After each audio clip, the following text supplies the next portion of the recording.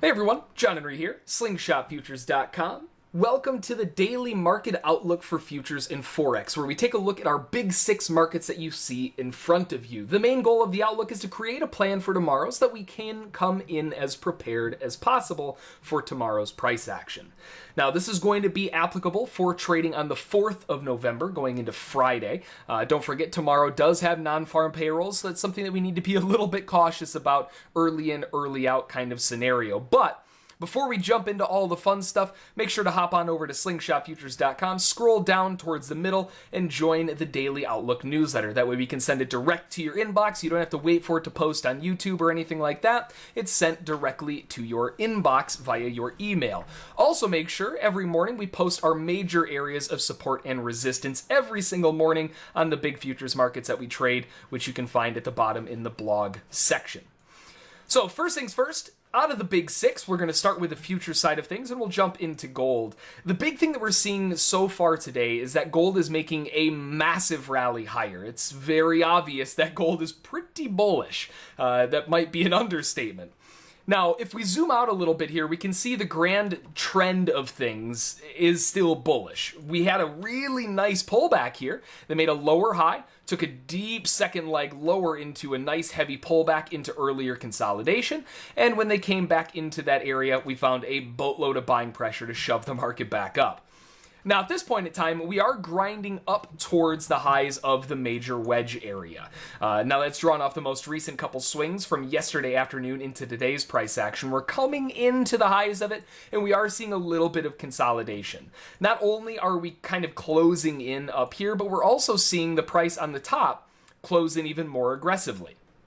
This could give us a couple different clues and some things to take a look at and just bring to consideration that the buyers are obviously a little bit nervous up here. We may want to see a pullback before the buyers start jumping in for a bigger move back up towards the upside. But either way, the buyers, they own this market. The only way that you could ever consider selling this kind of market would be if there is some massive amounts of proof. And even then, you might not want to jump on the bandwagon right off the bat. So right now, looking for a pullback on gold just to see it come back maybe to an area of interest. Currently, the big area of interest would be between 1299.1 down to 1297.8. If we can get a pullback a little bit further, that would be a really nice area of interest. But really, anywhere underneath here is assumed to have a boatload of buying pressure. They had a hyper-aggressive bull channel working its way higher, arguably even a wedge. They broke out, continued to grind up, and now we're seeing that top out a little bit. We're seeing them round off. Now, this rounding is happening where we saw the latest area of cluster kind of back and forth support and resistance, which is from this morning at around 2 to 3 o'clock. We got stuck in this area the last time we were here, and now we're right back there again. They're attempting to break higher, but it's not really a coincidence that when they run into the same place that they got stuck for an hour, we get stuck there again.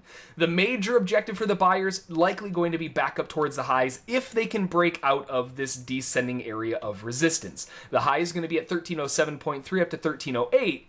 If we can get a pullback before that, I would love to see a trap underneath 1297.8 before that rocket ship back up towards the highs. So that's the game plan for gold, looking for bulls, but would really prefer to see somewhat of a pullback, if anything.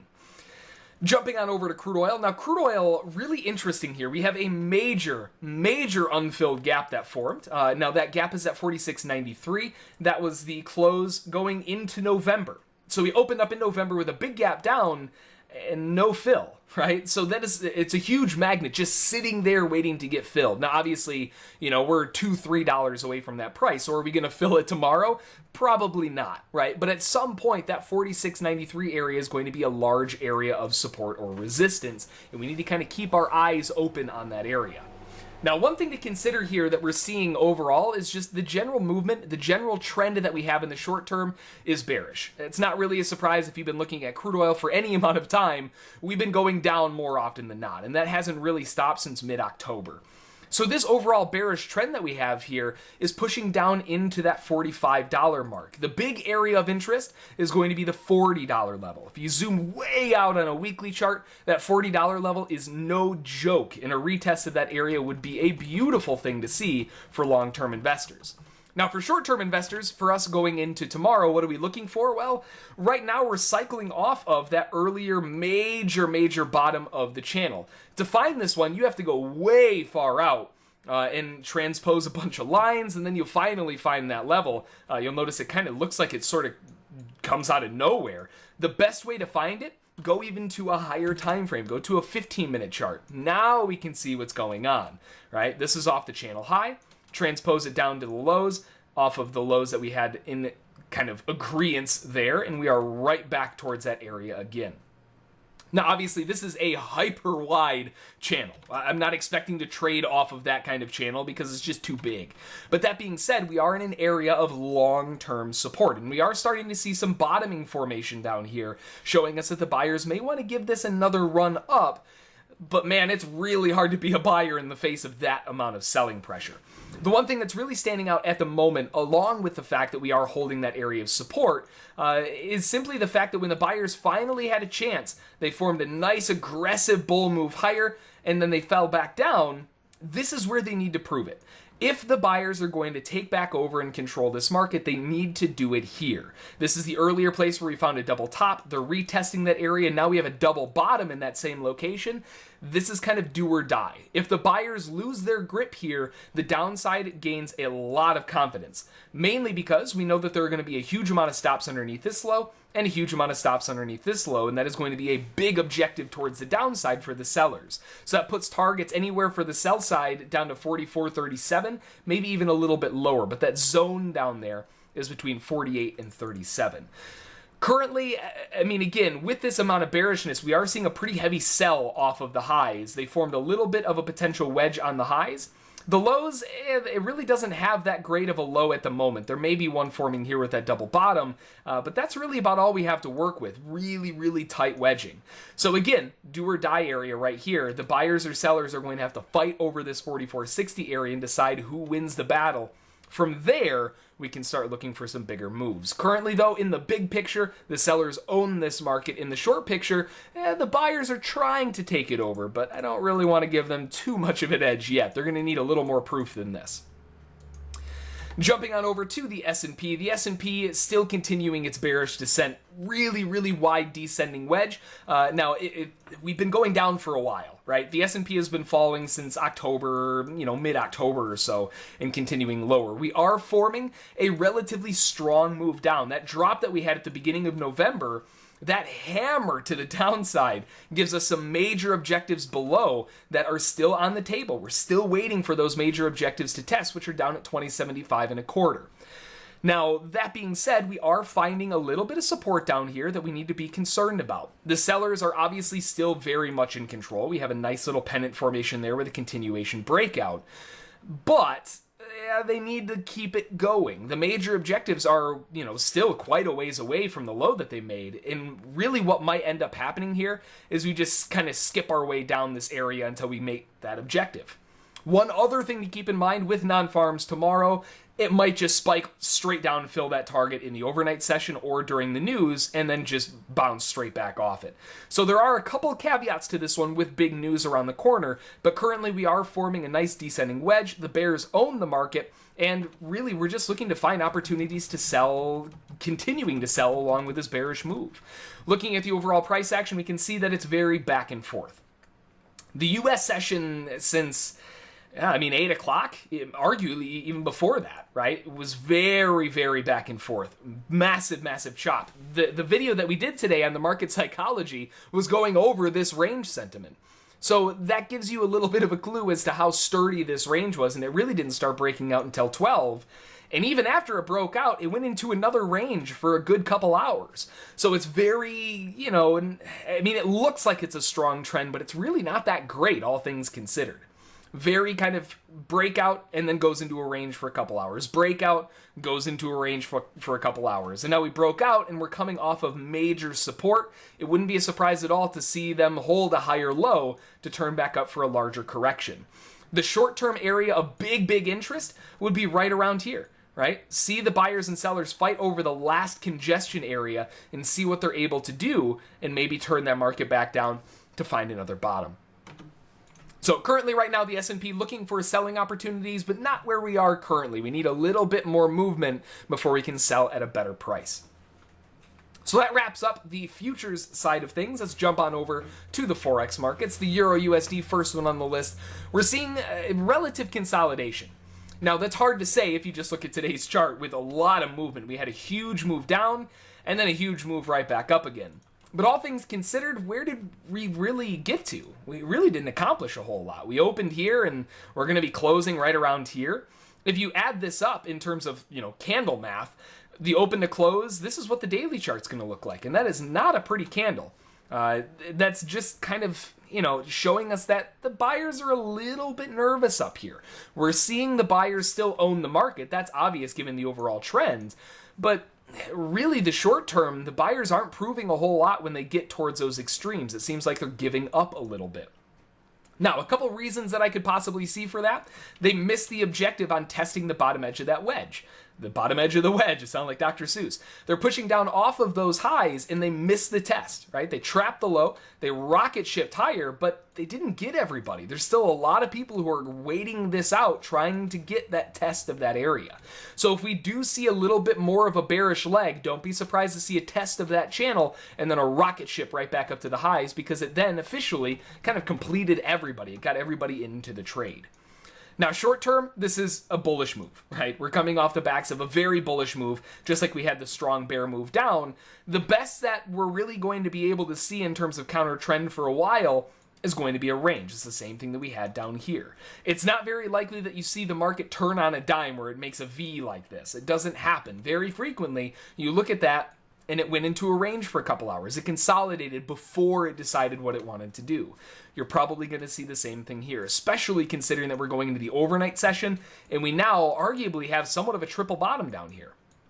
Now, the big area that I would love to see would be a measured move completion, right? We have a move down, AB to the CD leg. We're looking for that measured move completion at around 1.10978 or so, and I would even love to see it go slightly further to the earlier congestion area to retest that 942 to 930 area. That would be a beautiful kind of location to see the buyers want to defend. Outside of that, though, if the buyers start losing their grip, this could just be another lower high, just like we had over here and here, and we continue back to the downside. So there is a possibility that this does end up bearish, but for right now, the buyers own the market. We have to give it to them. So, looking for buying opportunities, but would love to see a slight pullback before just jumping straight on in. The next one on the list, the pound dollar. Now, the pound dollar is a very bullish market so far. We've had bullishness since October, driving its way higher, and now we're even getting a little bit more aggressive. You can see how they're getting a little bit parabolic. They have a high here, then they have a high here, and very quickly after they have a high here. That's a mathematical move called a parabola, right? It's a parabolic move. It's getting aggressively stronger. Now, a lot of times when that happens, it's a sign of one of two things. Either A, we're going to get a pullback and another really big leg up, not very common, or B, it's a type of exhaustion. The buyers are running out of steam. They spent all of their ammo on these last two smashes higher, and if they come back to the highs, they're not likely going to look for a big move through anymore. Now, a lot of times what you can do is you can measure up the distance of this breakout, measure up the next breakout, which would be about half of this distance. Remember, the buyers are running out of steam. You don't want to see them get much through that area. Measuring that up, that also leaves a major bull objective right around 25,102 or so. That is after this gargantuan rally higher, really shallow pullback, and looking for continuation. So you want to see the buyers keep slamming this market up if they're going to keep this bullishness. Now, if we zoom in a little bit closer here, we can see an even tighter wedge forming. And this tighter wedge that we're getting here, there's two different ways you can look at it. You have a bottom of a wedge that really has yet to form a top. You'd like to see a spike higher or something like that to give you a top. In all rights and regards, it may end up ascending. But if we zoom in a little bit closer, we can also see that we have a nice smaller wedge right inside here. Now, this wedge looks really nice, and even the highs prior to that line up really, really well. So it's obvious that the high side has an area of resistance. The low side, interestingly enough, is getting a little bit wider, right? They're widening out. Now, what could that mean?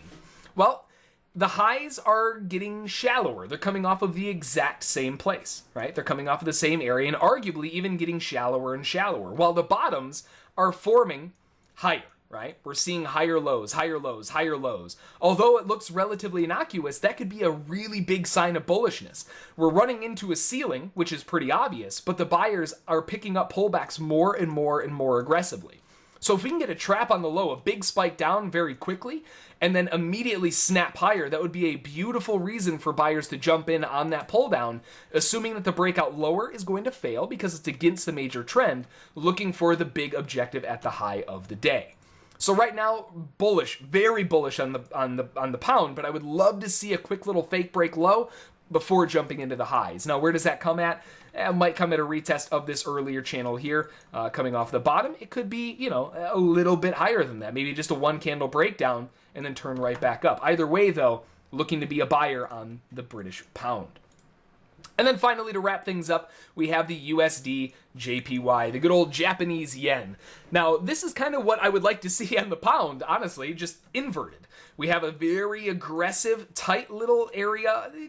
You could call it a pennant, more of a wedge, more of a triangle. We have a fake break to the upside. Now we want to see the sellers come in and dive this back down. That's what I would love to see inverted on the British pound. But looking at the yen, we're just kind of stuck, right? Now, we do have an overall very aggressive bearish trend. That's pretty obvious. But that being said, so far we haven't really been able to accomplish a whole lot either side. The bears had a massive drop lower in the overnight session, and all they managed to do was form a bottom, a higher low, and then an immediate reversal all the way back up again. Now, we did find some resistance in that earlier big candle that we had here, that big exhaustive type candle. We found a bunch of resistance in that area, and even formed a peaking top, it just sort of a zone to keep an eye on between 103.227 and 103.321. So if we do get a run back up towards the highs, that area would be a wonderful area to look for shorting again. But right now, the bears own the short term and the long term. So honestly, at this point in time, I would love to see a fake break of the highs, see the buyers get their, kind of get the wind in their sails, and then take it right back and slam them back down to the lows. That would be a perfect scenario for a run back down, maybe to test larger objectives below, maybe the wedge low. Either way, though, we are very bearish on the yen, and we're looking for continuation to the downside, preferably on a bull trap. This move down started very kind of abruptly, right? It has a brick top, meaning there's no wick on the highs. So as soon as that candle opened, it immediately sold, and it didn't stop selling. So this area right there, right at that candle's high, I would love to see selling pressure right around that location, 103.033 or so. That would be a beautiful magnet to find sellers to dive back in on the yen to just shove it right back down to the lows. Now, the lows may find a slightly shallower bottom, something along the lines of this, but either way, we're bearish. We're looking for a bull correction to sell into and drive the market back down to the lows. So that's going to do it for the daily futures and Forex outlook trading for 11/4/16. Again, make sure to hop on over to Slingshot Futures, scroll down about halfway into the page, and sign up for that Outlook newsletter so we can send it straight to your inbox and skip all the middlemen. Outside of that, though, rest up, enjoy the trading day tomorrow, trade safe, make a plan, trade the plan, and follow all of your rules, and we will see you next week on Monday.